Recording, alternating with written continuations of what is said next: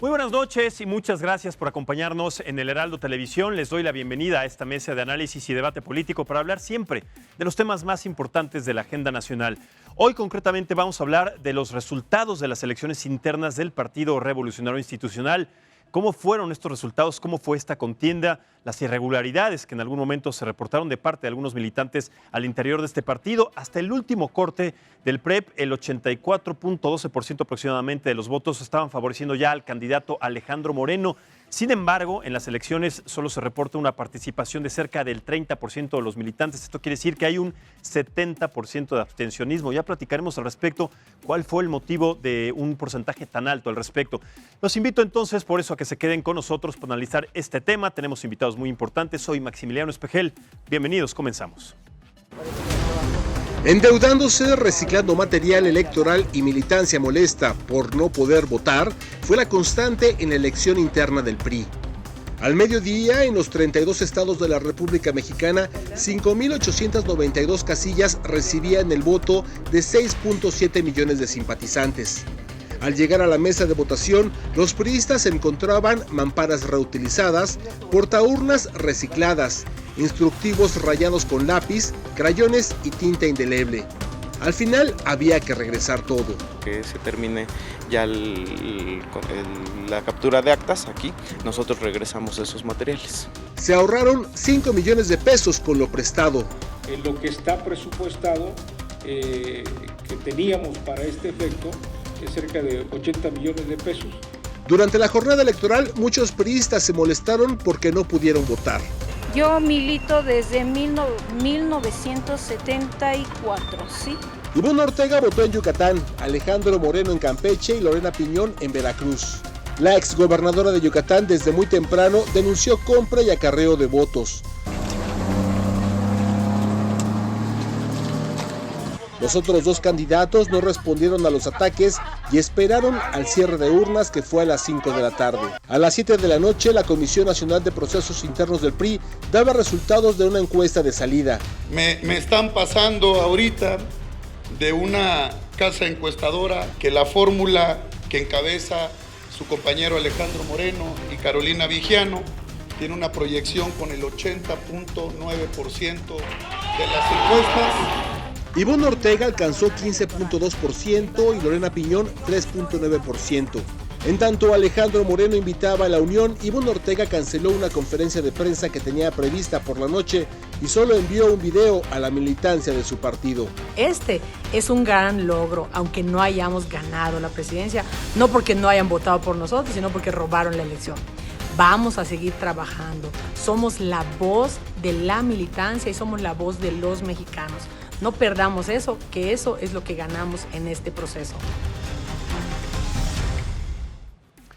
Bien, para platicar entonces de este tema y analizarlo a profundidad, nos acompaña en el estudio del Heraldo Televisión José Alfaro, candidato a secretario general del PRI. José, estimado José, ¿cómo estás? Bienvenido siempre una vez más.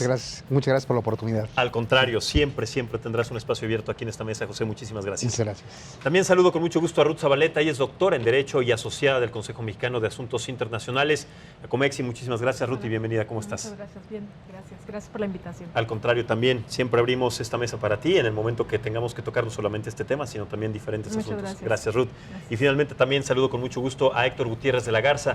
Él es secretario de organización del PRI, a quien también me da mucho gusto saludar. ¿Cómo estás? Gracias, buenas noches. ¿Qué tal? Muchísimas gracias. Gracias, Max. Al contrario, muchas gracias a ustedes. A ver, qué cosa, o sea, un proceso largo, una reestructura complicada, José, una situación que de alguna manera se veía venir y una vez más está marcada no solamente por el abstencionismo, sino por algunas situaciones que Ivonne Ortega pues ya declaró sobre corrupción, sobre acarreo de votos, sobre embarazo de urnas, etcétera. ¿Qué podemos esperar entonces de este nuevo proceso del PRI si de entrada en este proceso de elección del dirigente nacional pues ya hay estas irregularidades?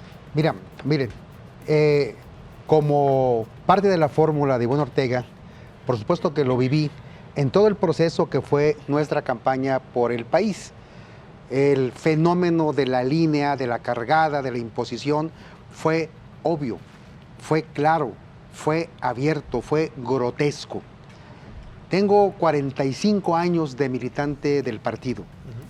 He pasado por diferentes etapas de nuestro instituto político, en su evolución histórica, desde el partido mayoritario, casi hegemónico que me toca a mí, hasta el partido que pierde la elección presidencial el 2000, se recupera el 2012. En 2013 fui parte de la dirigencia nacional, pero he sido parte de la dirigencia nacional del partido con 19 presidentes del Comité Ejecutivo Nacional.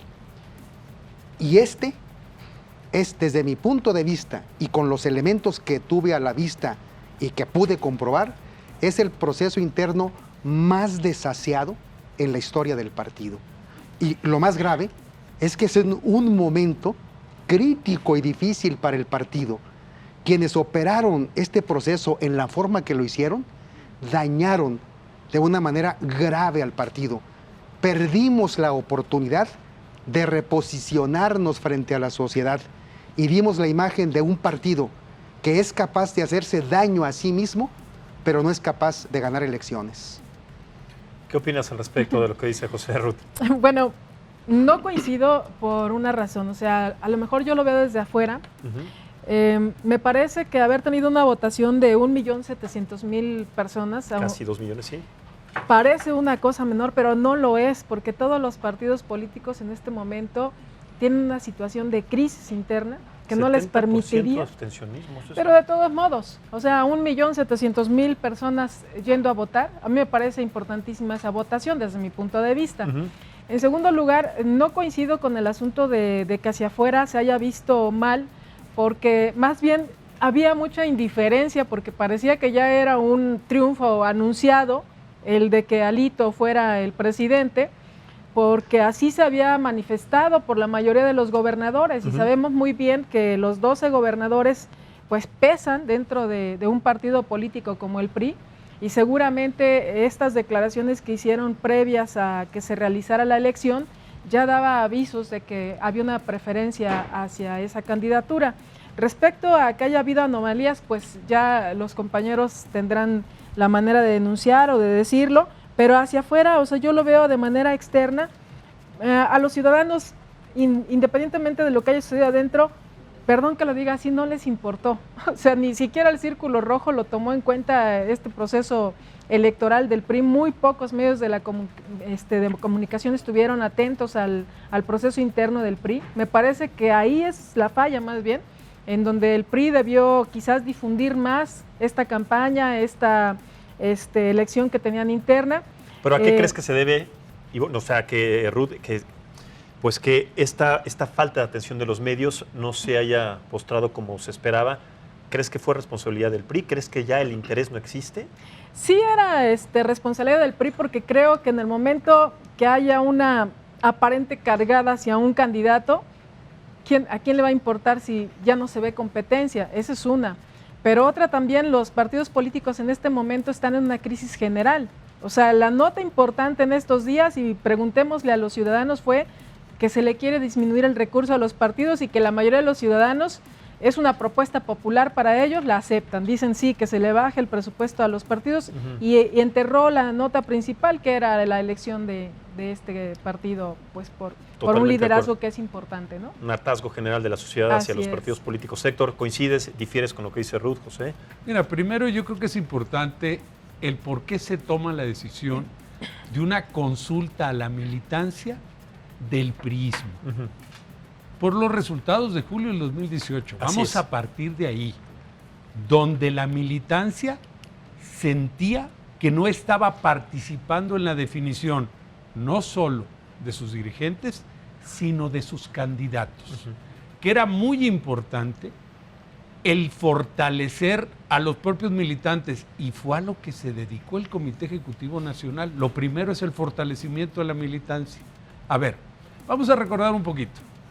¿Cuál fue el porcentaje sobre la votación total que tuvo nuestro candidato a la presidencia? Un extraordinario candidato, Pepe Mit. 14%. Ya retirando las coaliciones. Ese era el escenario que teníamos en ese momento.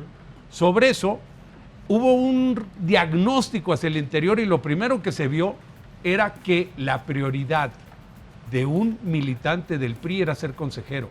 no ser militante y estar dentro de un padrón. Así es. Prefería estar inmerso en los órganos de control de decisión que ser parte de un padrón de la militancia.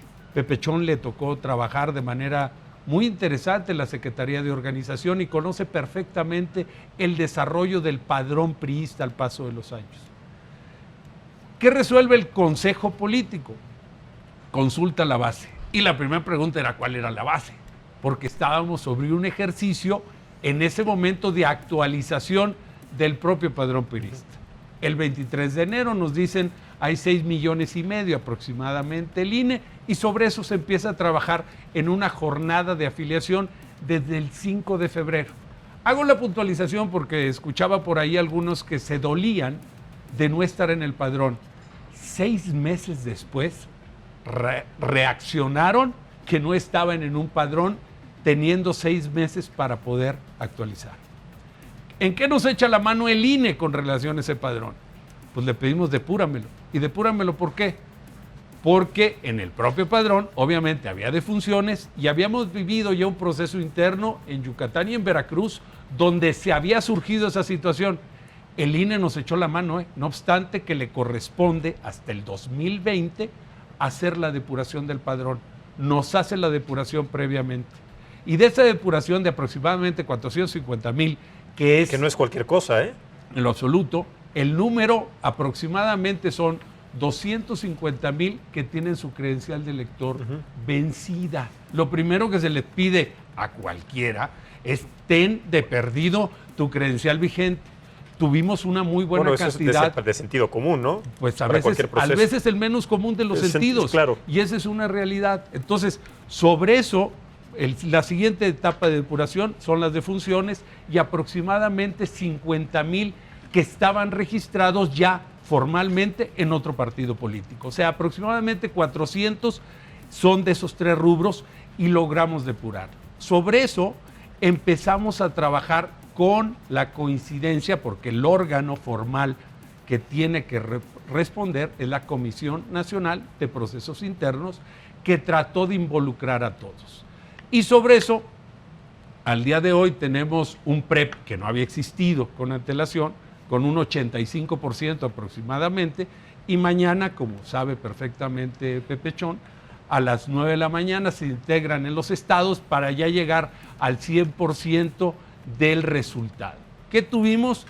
Tuvimos boletas foliadas con un folio específico, no en la boleta, porque trataron de desvirtuar eso, para identificar el voto, no, para que no hubiera más allá de 6,764,615 boletas, ni una más ni una menos, que eran las que había depurado el Instituto Nacional Electoral, dándole certeza, lista nominal, boletas en papel seguridad para que no subieran con novedades. Y un punto antes de seguir con esto.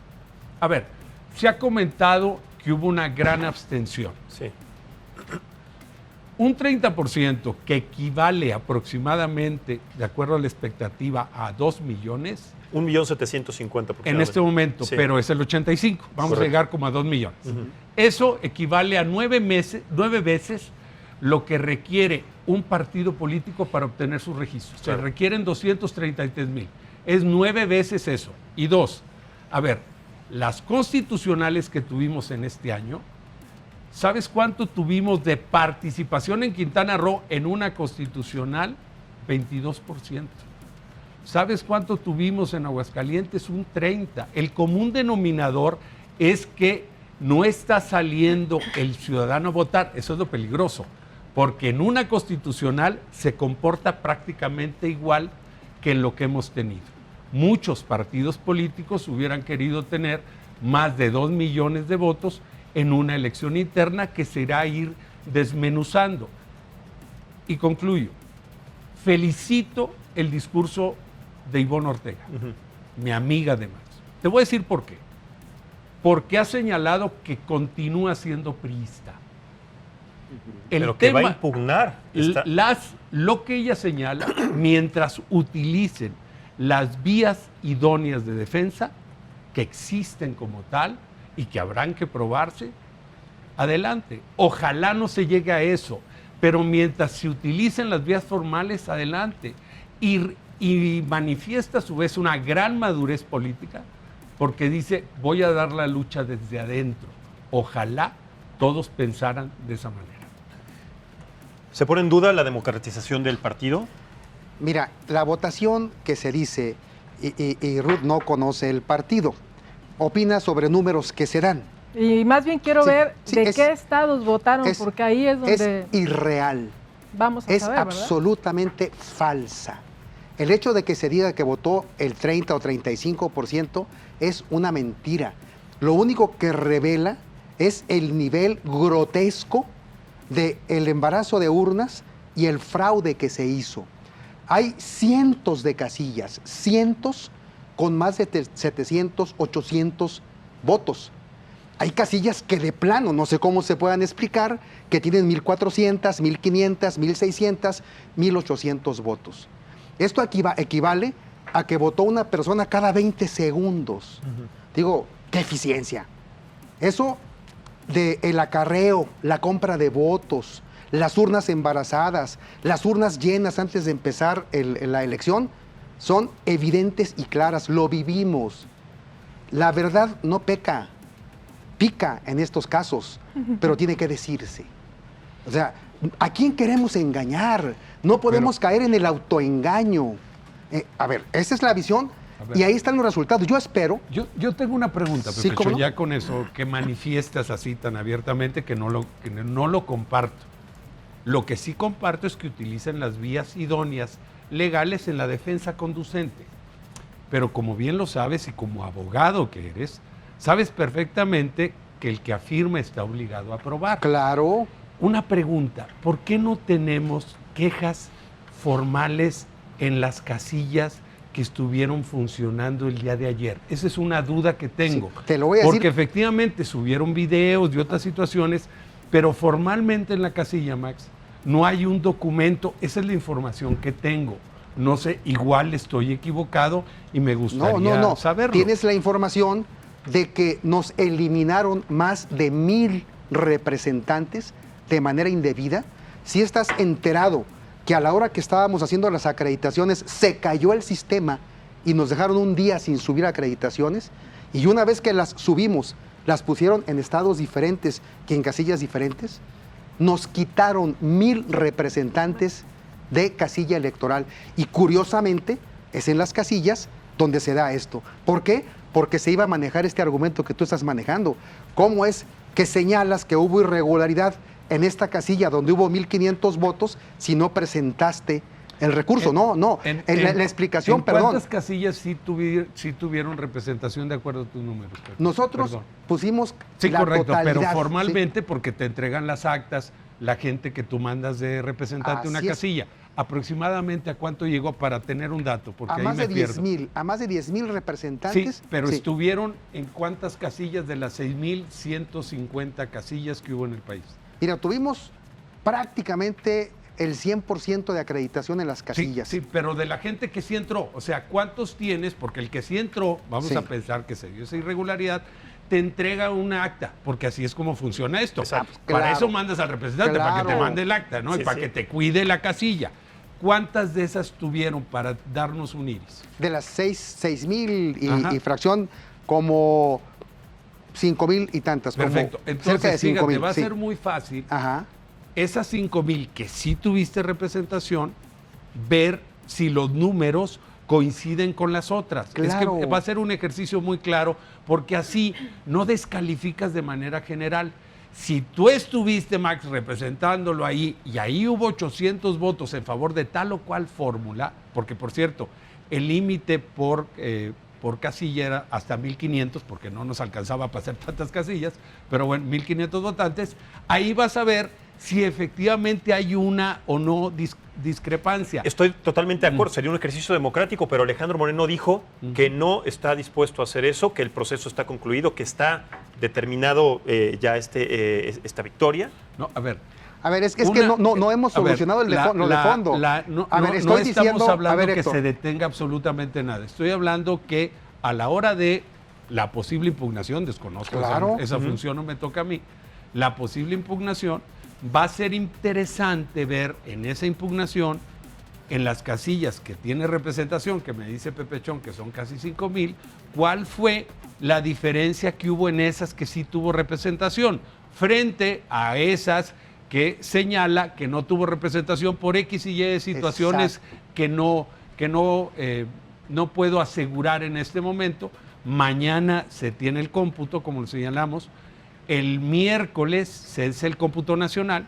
El miércoles se entrega la constancia y contra la constancia, como buen abogado que es y lo sabe, contra eso es donde empieza a correr el término para la posible impugnación. La impugnación no suspende ninguna parte del proceso. Entonces, repito, esto habrá que probarse. Lo que me sigue extrañando es que si tuvo representación en 5,000 casillas, ¿por qué en esas 5,000 casillas no nos llegó un escrito de protesta? Que eso es lo normal. Vaya, esas son de las cosas que no sé. Nada más que se desvía lo que estoy planteando. Antes de tomar esto, sí me gustaría tomar tu punto de vista. Yo no dije que no hubo fraude. Eso ustedes lo sabrán. Si ustedes tienen las pruebas para demostrar que hubo fraude, pues esto será un escándalo. Lo que sí dije es que hubo indiferencia. O sea, si vemos las notas del día domingo, a partir de mediodía era el asunto de que no podíamos pagar con tarjeta.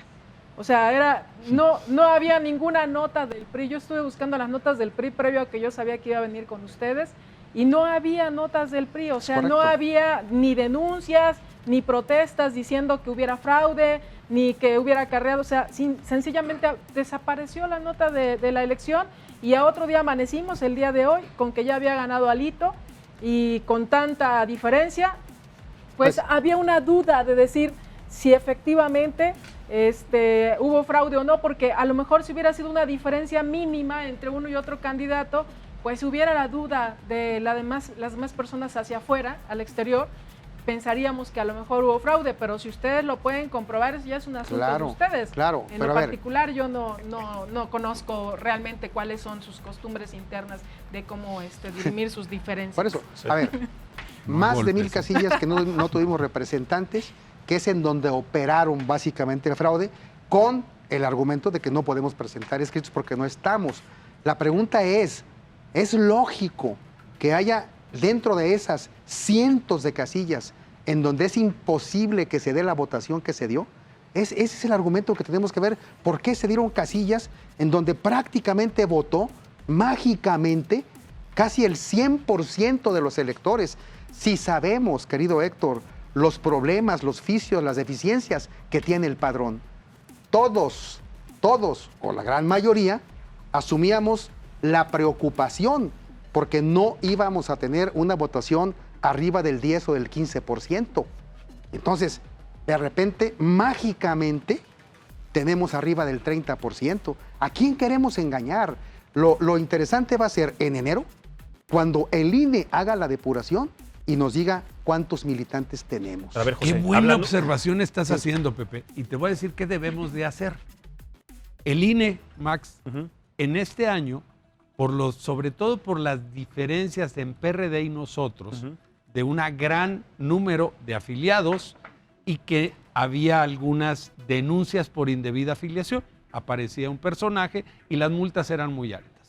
Y el INE, todo este año, ha estado actualizando el padrón. Entonces tenemos, qué bueno que lo comentes, porque tenemos septiembre, octubre, noviembre y diciembre para ir fomentando tener un padrón lo más sólido posible, porque lo que sí te puedo decir, esto ya dejó una marca positiva en el PRI. ¿En qué sentido?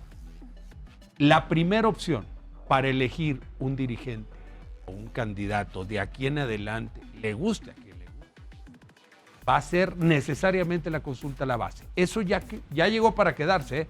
O sea, la opción 2 serán consejos, pero te puedo asegurar que va a haber muchas consultas. ¿Qué necesitamos tener?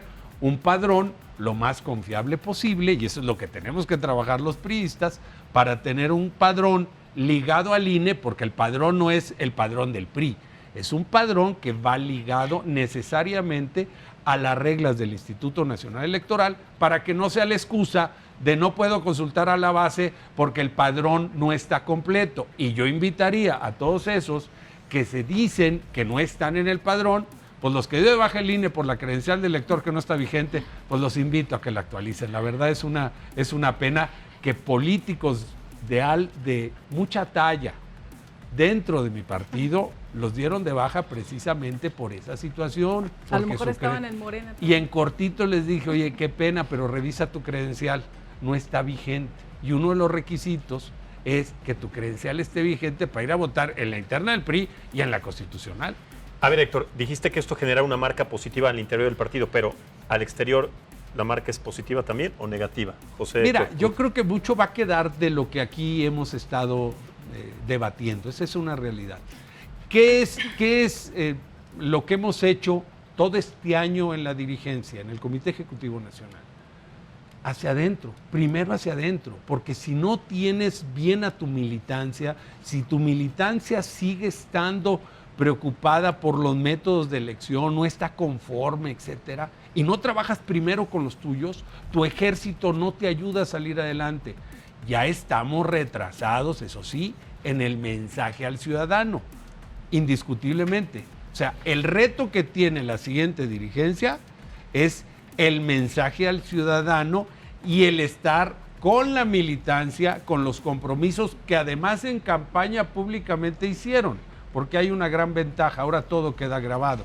Bueno, los tweets aparecen normalmente cuando los emites, entonces todo queda ya documentado y serán los compromisos que la próxima dirigencia, la que en su momento dictamine la Comisión Nacional de Procesos Internos, pues realice, pero la venta ahora sí es hacia el ciudadano, porque tenemos 2020 solo 2 procesos, que es diputados en Coahuila y ayuntamientos en Hidalgo. O sea, realmente la preparación es para el 2021, donde hay elección de 15 gobernaturas, toda la renovación de la Cámara Federal, más de 1,000 ayuntamientos y una muy buena cantidad, que no traigo en este momento, de congresos locales. Entonces, ese es el trabajo que tendrá necesariamente que hacer la siguiente dirigencia. Correcto. Si me permiten, Ruth, José, vamos a hacer una ligera pausa, una breve pausa. ¿Claro? Retomamos este tema, regreso contigo para retomar este tema que todavía está candente y faltan muchas cosas, sino por esclarecer, también por tratar de dar a entender no solamente a la militancia, sino también al padrón general electoral, que está también viviendo un proceso interno sumamente complicado del Partido Revolucionario Institucional. Vamos a hacer esta pausa entonces y regresamos en un momento en Análisis Político. Muchas gracias por continuar con nosotros. Estamos platicando, le recuerdo, en esta mesa de análisis político acerca de la democratización del PRI, de estas elecciones internas que el día de ayer se dieron a conocer, que en algún momento Ruth establecía que solamente muy pocas personas estaban interesadas en este proceso, pero quiero retomar este proceso, este proceso interno del PRI deja mucho que desear afuera del partido, dentro del partido, sobre todo para lo que viene en el 2021-2024. ¿Cuál es tu punto de vista? Mira, mi punto de vista es que hasta este momento hay indiferencia, pero si ustedes logran comprobar que hubo fraude y se hace esto un escándalo, obviamente la gente va a voltearlos a ver de que hubo un escándalo, ¿no? ¿Pero con qué ojos? Pero claro, a mí no me parece que eso vaya a ser benéfico para el partido, no creo que les vaya a beneficiar. ¿Y cuál es la marca positiva entonces a la que se refiere Héctor? No creo que haya marca positiva, y cuando estaba hablando el compañero no me estaba riendo porque estaba hablando, sino porque me estaba acordando hace 30 años, era lo mismo cuando peleábamos contra el PRI la oposición, que llegaban y las urnas tenían más votos que electores, o sea, esto pues ha sido una cultura, una costumbre que además no solo se reproduce dentro del PRI, sino en varios partidos. Creo que el modelo está mal para elegir y para demostrar que son democráticos al interior de los partidos. O sea, yo recuerdo mucho, por ejemplo, el PRD, pues quien da más despensas es al que le votan más, el que tiene más recursos puede mover más gente, puede acarrear más gente. No sé si al interior del PRI haya sucedido eso. Yo creo que es interesante saber de dónde son los afiliados que votaron, de qué estados de la República, si son de los que se pronunciaron a favor del candidato Alito, pues nos generará muchísima duda, Pepe. Mira, por supuesto que este es un tema, como bien dice Héctor, que en principio nos interesa a los militantes. Es un tema interno. Y quienes conocemos el partido de muchos años, sabemos cómo se dan este tipo de procedimientos y de conductas. La verdad es que se presentaron vicios, fenómenos que pensábamos que estaban ya allá enterrados en el pasado. Digo, no nos asusta así de que, uy, qué barbaridad, ¿por qué ocurrió esto? Sabemos que había ocurrido y ocurría, pero no pensábamos que fuéramos capaces de aplicarlo a nosotros mismos, de hacernos daño nosotros. Y yo puedo apostar aquí en la mesa que la Comisión Nacional de Procesos Internos no va a ser capaz de sacar la relación de las más de 6,000 casillas con sus resultados individuales. Va a dar resultados globales. Una comisión que permitió permanentemente la violación a las propias disposiciones que señaló la comisión. Acuerdos que aprobados por el Comité Nacional o aprobados por la propia comisión eran permanentemente violados. Es más, la disposición de que ninguno de las fórmulas podía declararse ganador, sino hasta que estuvieran los resultados formalmente sancionados por la comisión, ayer mismo fue violentado, ¿sí? Porque no había resultados oficiales.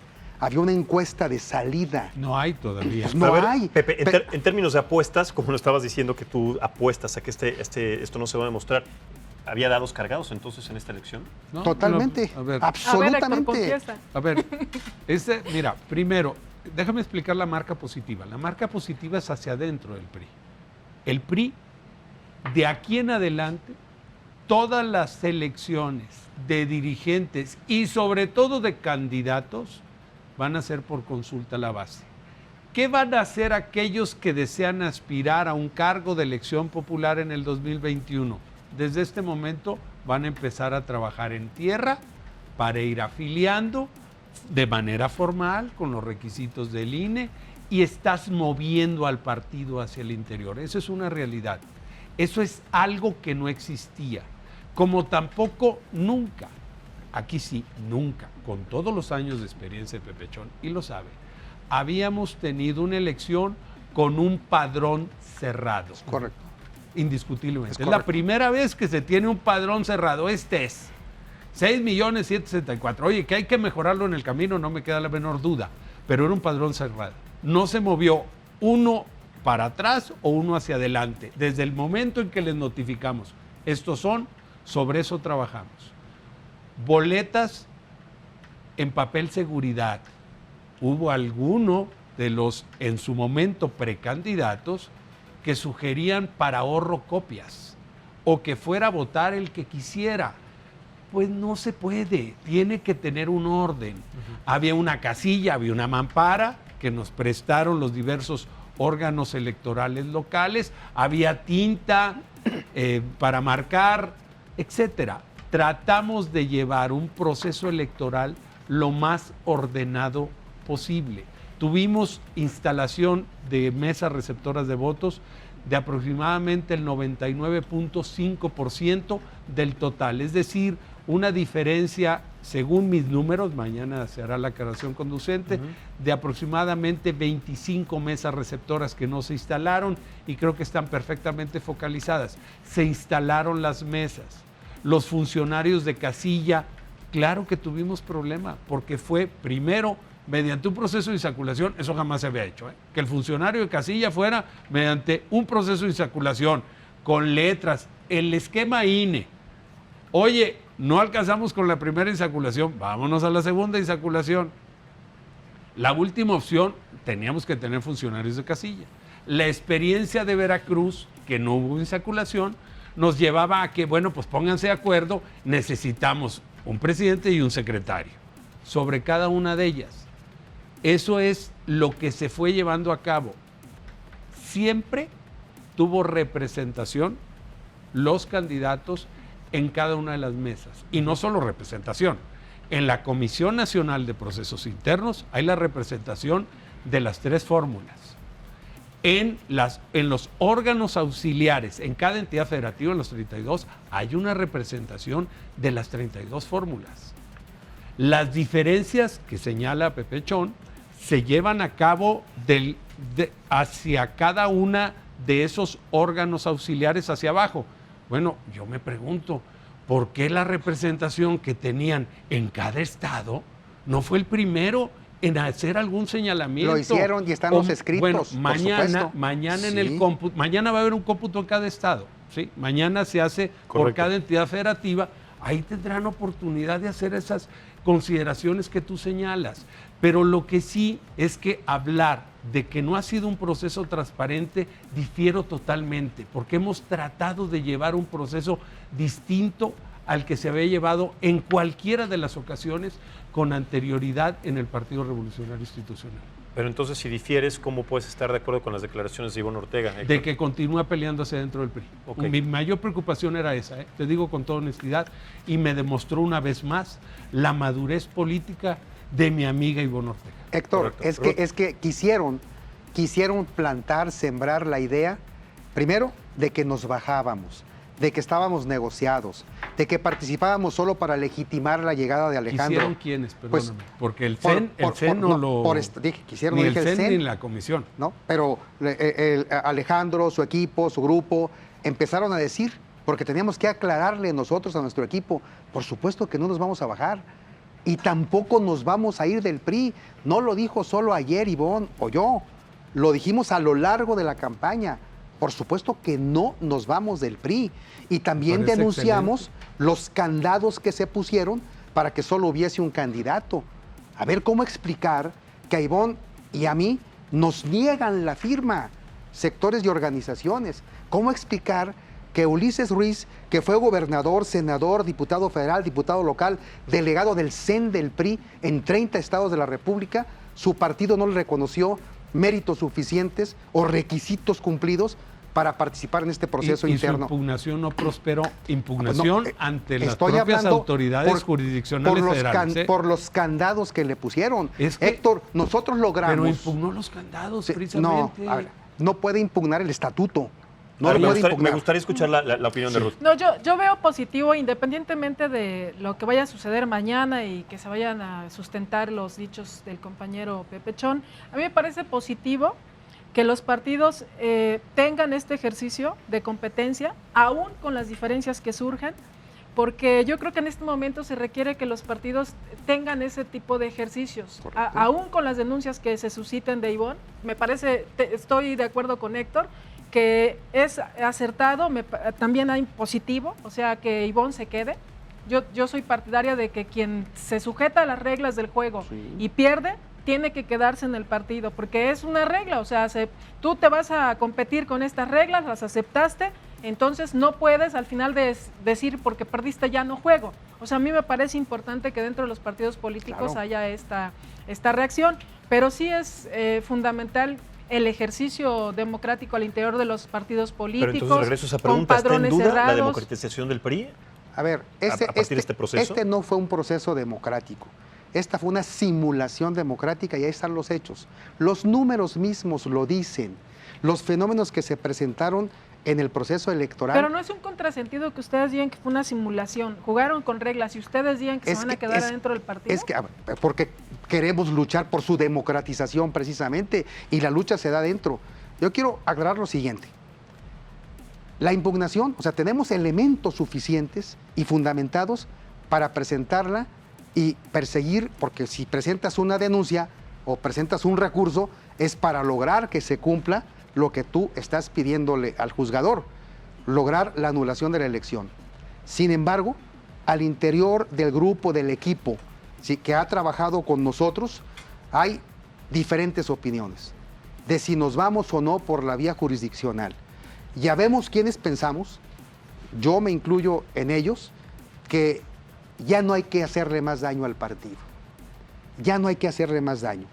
En todo caso, generar o buscar las vías de participación interna para procurar que se democratice el partido. Pero bueno, será el grupo, el equipo, quien determine finalmente, porque así hemos tomado las decisiones, si se presenta o no ese recurso. Entonces, ¿no va a haber impugnación? No sabemos todavía. Eso se está haciendo una consulta con los coordinadores regionales, con los estatales, con todos los que operaron esto, porque no es correcto que la fórmula diga se hace esto o no se hace esto, porque involucramos a todos los que participaron con nosotros.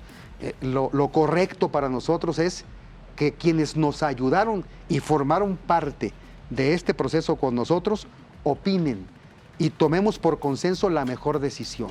A ver, vamos a ser, y sobre todo en este punto, autocríticos, pero de verdad, sobre todo para tratar de entender estos procedimientos y lo que viene en un futuro para el PRI. En este daño colateral, en esta crisis, ¿el expresidente Enrique Peña Nieto tuvo gran responsabilidad? Pues sí tuvo gran responsabilidad, porque me parece, primero, que es una figura importante y que frivolizó la política cuando sale de ser presidente, y el proceso interno del PRI pasa a segundo plano y a primer plano las frivolidades que salen de notas de él, ¿no? O sea, no es un político que se haya asumido responsable de que su partido, que lo llevó a la presidencia, tuviera viabilidad en el futuro. O sea, a mí me parece que sí tuvo gran responsabilidad dejar las cosas como las dejó y estar haciendo lo que hace. Pero creo que a partir de que el partido, pues es un partido muy longevo, muy experimentado en sus procesos, no solamente internos, sino en su competencia de lucha electoral, pues ese es un punto superable. O sea, Peña Nieto creo que pasa a segundo término, y quienes estaban de responsables del partido organizando su elección interna, me pareció importante que la sacaran adelante de la manera que lo hicieron. Héctor. Primero, me congratula lo que menciona Pepechón, en esa reflexión, porque además Ivonne lo ha dicho muchas veces, que todo lo consulta hacia el interior. Y una cosa es evidenciar las situaciones que ustedes consideran como irregularidades, y otra ya es ir sobre la vía jurisdiccional. Enhorabuena por ello, y de veras, una vez más, eso habla de la gran madurez tanto de Ivonne como de tu persona, Pepechón. Felicidades, y como priista te lo digo. Y por otro lado, a ver, cuando a mí me dice el PRI está mal calificado, con el debido respeto, a los partidos nos califican por nuestros gobernantes, sí, independientemente del nivel que sea, el alcalde, el diputado, el senador, el gobernador o el presidente de la República. Es como nos califican. En el proceso electoral constitucional, realmente el que están calificando es la actuación de nuestros dirigentes, de nuestros gobernantes emanados de las filas del partido. ¿Qué tenemos que cambiar indiscutiblemente? Que la rendición de cuentas y el llamado a todo el que emana del Partido Revolucionario Institucional sea a la primer llamada de atención de las fallas que esté cometiendo, para deslindarte de él. ¿Por qué? Porque de nada nos ha servido expulsar, como se ha realizado en las últimas fechas, aquellos que han cometido daño al partido, en la imagen del partido, por un mal gobierno, porque perdóname y te voy a decir una expresión muy norteña: a conejo huido, pedradas al mogote. De nada sirve en lo absoluto. El partido debe tener ahora la obligación y las atribuciones para llamar a cualquier servidor público a cuentas desde la primer llamada de atención de que se están cometiendo irregularidades en su gestión, porque eso es lo que nos lastima hacia afuera. Pero cuando dices expulsiones de estos militantes que son necesarias, ¿qué pasa con las renuncias como la de Narro y también con la de Beatriz Pajés? Son dos cosas totalmente distintas. No, claro, pero los dos están. No son cosas totalmente distintas. Tú expulsas a alguien que tienes las pruebas de que cometió un ilícito y está dañando al partido. Borge, Duarte, César y Javier Duarte, sí, los dos, por poner un ejemplo aquí a bote pronto. Pero fue posterior a haberte percatado de situaciones que se estaban presentando hacia el interior. Cuando se dan renuncias, como la de Narro o la de Beatriz Pajés, nos duele muchísimo. Nosotros, el discurso del Comité Ejecutivo Nacional después de la derrota de julio del 18 fue: aquí las puertas están abiertas, pero no para que se salgan, para que entren al Partido Revolucionario Institucional, que esa es la gran diferencia. Ahí hubo seguramente una discordancia en el lenguaje. Totalmente. Y si tú me preguntas, me duele muchísimo que alguien con la sapiencia de Beatriz Pajés haya tomado esa decisión. Es alguien a quien respeto, admiro como tal. Y no se diga Pepe Narro, indiscutiblemente. No, vaya, para el PRI, esas personas son muy buena imagen precisamente para el ciudadano, de la necesidad que tenemos de ellos. Y es muy distinto. El expulsado jamás estatutariamente puede regresar al partido. Aquel que renuncia aquel que le suspendes derechos o algún otro esquema, hay posibilidad interna de regresar. Las puertas del partido, en mi opinión, deben estar abiertas en ese sentido, y más de personas de la calidad moral de Beatriz o del doctor Narro. Con este proceso interno, ¿tú consideras que el PRI está fortalecido con miras al 2021 o no, Ruth? Mira, no veo que haya trascendido, digamos, vuelvo a insistir, este proceso interno para permear en la voluntad de los ciudadanos. ¿Tú crees que no? Me parece que no. O sea, yo creo que es muy limitado lo que se influye hacia el ánimo de los ciudadanos. Pero dime, me parece que voy a parafrasear por la falta a Héctor. Si los gobiernos son buenos en los estados, entonces van a ganar la elección del 2021. No lo creo, porque yo creo que ahorita todavía viene una segunda parte de ola de López Obrador, y más con lo que están dando de becas a determinados sectores. Me parece que contra eso va a competir el PRI en los estados de la República. O sea, a mí me parece que una parte sí es un mal gobierno y otra parte también es un deseo de los ciudadanos de que las cosas cambien de otra forma. O sea, hay cosas que no se pueden hacer por un gobierno posibles. O sea, una es la calificación a la corrupción, lo que se hizo de mal gobierno, que no se disminuyó la inseguridad, la violencia. En algunos aspectos me parece que se califica eso. Esa pudo haber sido la razón de la pérdida de las elecciones presidenciales en este último comicio, ¿no? Pero no solamente el PRI tuvo el costo de la pérdida en el último comicio, o sea, también otros partidos competían. O sea, te voy a decir, el PAN en alianza con el Pero en este caso el PRI quedó en la tercera fuerza, o sea, en la tercera fuerza política, debajo claro, del PAN. Porque el costo mayor es hacia quienes están gobernando.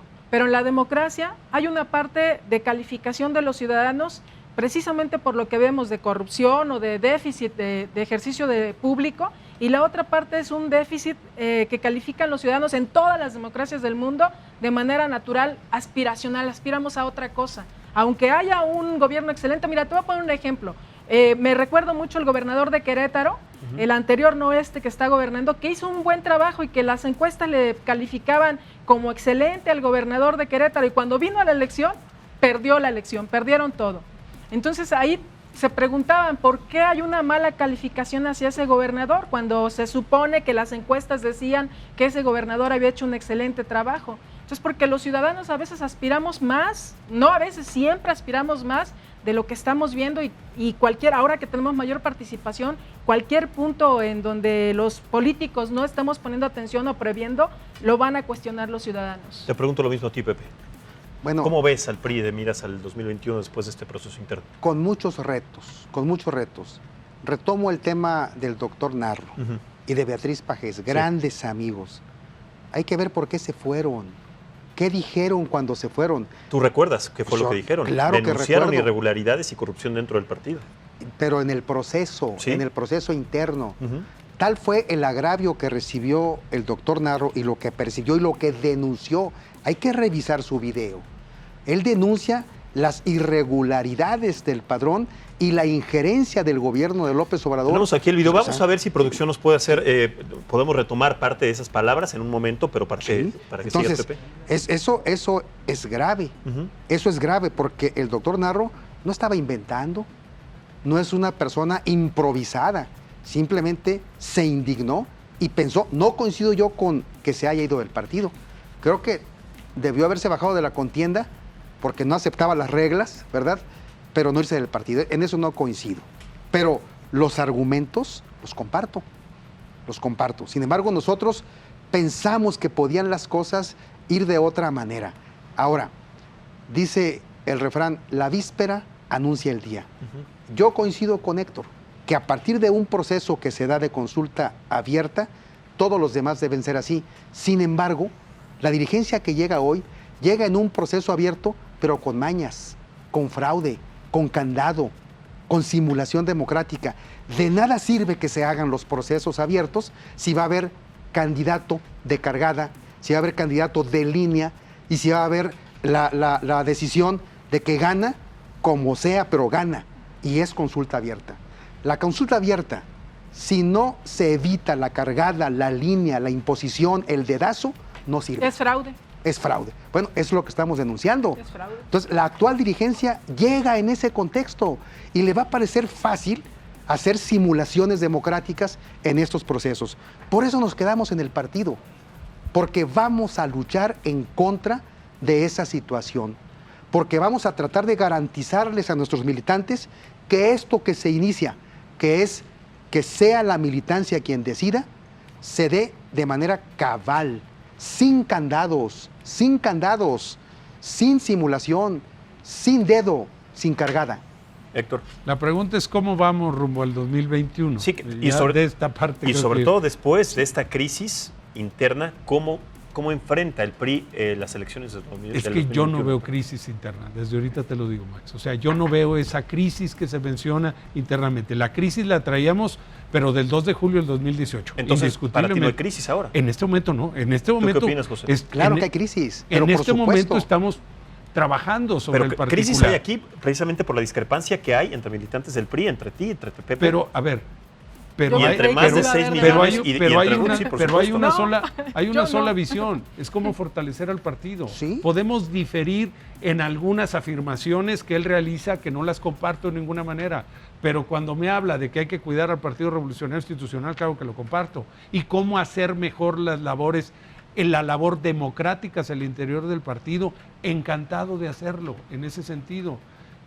El mayor reto del 2021 es que el PRI aprenda a hacer oposición sin adjetivos. Ya dejemos de ponerle adjetivos a la oposición. Responsable, crítica, fuerte, firme. Por favor, ya no le pongamos adjetivos. ¿Cómo va a ser ahora? Seamos oposición. Claro. Entonces, primero. ¿cómo se enfrentan ahora como este papel de oposición cuando fueron históricamente la primera fuerza política? Bueno, ¿Cómo asumen ahora el papel de oposición? La primer labor y uno de los escenarios que tenemos presentes es Cámara de Diputados, Cámara de Senadores a nivel federal. Se está entregando por parte de esta dirigencia a la siguiente dirigencia grupos legislativos como los recibimos, sin ninguna renuncia. Así se entregaron, con todo lo complejo que era en 2018. El grupo legislativo en Cámara de Diputados se mantuvo todo el año. Y eso es lo que vamos a entregar.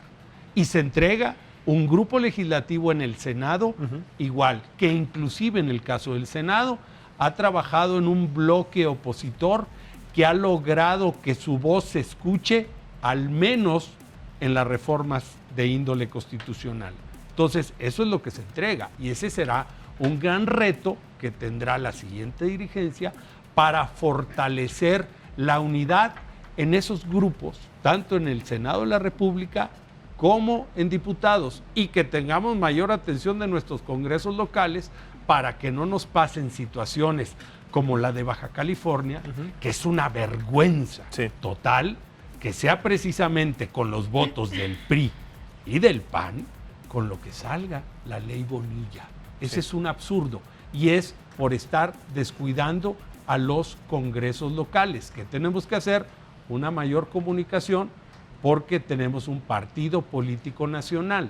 No es lo que a cada uno se nos ocurre en cada entidad federativa. Nos queda un minuto de programa, una conclusión rápida de parte tuya, Ruth, y también de parte de Pepe.